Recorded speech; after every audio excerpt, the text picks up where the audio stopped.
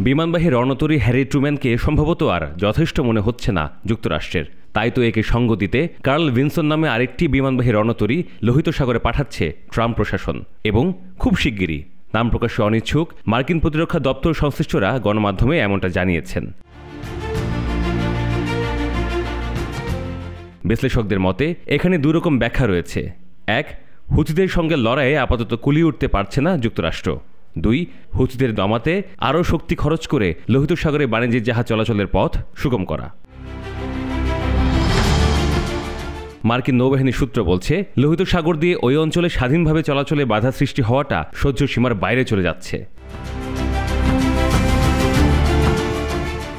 2023 সালের নভেম্বর থেকে লোহিত সাগর, এডেন উপকূল এবং বাব আল মানদেব প্রণালীতে সামরিক ও বাণিজ্যিক উভয় ধরনের জলযানেই জাহাজ বিধ্বংসী ক্ষেপণাস্ত্র ও কামিকাজের ড্রোন দিয়ে হামলা চালাচ্ছে হুথি বাহিনী। এতে করে বিশ্বের মোট জাহাজ চলাচলে 12% জাহাজ চলাচলের পথ লোহিত সাগর একটি অনিরাপদ জলপথে পরিণত হয়েছে।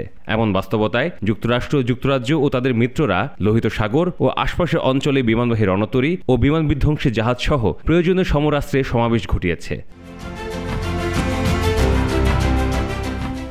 গত 15 মার্চ মার্কিন প্রেসিডেন্ট ডোনাল্ড ট্রাম্প হুথির বিরুদ্ধে ব্যাপক অভিযানের নির্দেশ দেন। যুক্তরাষ্ট্রের জাতীয় নিরাপত্তা উপদেষ্টা মাইক ওয়ালসের মতে, হ্যারি ট্রুম্যান থেকে পরিচালিত হামলায় হুথির উল্লেখযোগ্য সংখ্যক শীর্ষ ও গুরুত্বপূর্ণ নেতা নিহত হয়েছে। হুথির পাল্টা হামলাগুলো ব্যর্থ বলেও মন্তব্য করেন তিনি।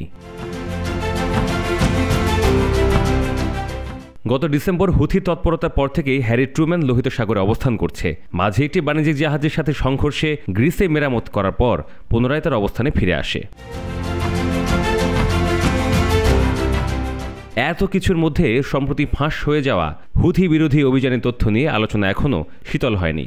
সিগন্যালের হুথি পিসি স্মল গ্রুপের ফাঁস হওয়া তথ্য অনুযায়ী হুথি বিদ্রোহীদের বিরুদ্ধে হামলা সমন্বয় করার জন্য একটি টাইগার টিম গঠন করতে মার্কিন জাতীয় নিরাপত্তা উপদেষ্টা মাইক ওয়ালস তার সহকারী অ্যালেক্স ওংকে দায়িত্ব দিয়েছিলেন। দ্য আটলান্টিকের সাংবাদিক গোল্ডবার্গ জানান, হুথির ওপর ওই হামলার কয়েক ঘন্টা আগে প্রতিরক্ষা মন্ত্রী পিট হেগসেথ হামলার পরিকল্পনা নিয়ে মেসেজিং গ্রুপটিতে বিস্তারিত তুলে ধরেন। হামলার লক্ষ্যবস্তু, মোতায়েন করা অস্ত্র ও হামলার ক্রমসম্পর্কিত তথ্য সহ নানা কিছু এই পরিকল্পনায় উল্লেখ করা হয়।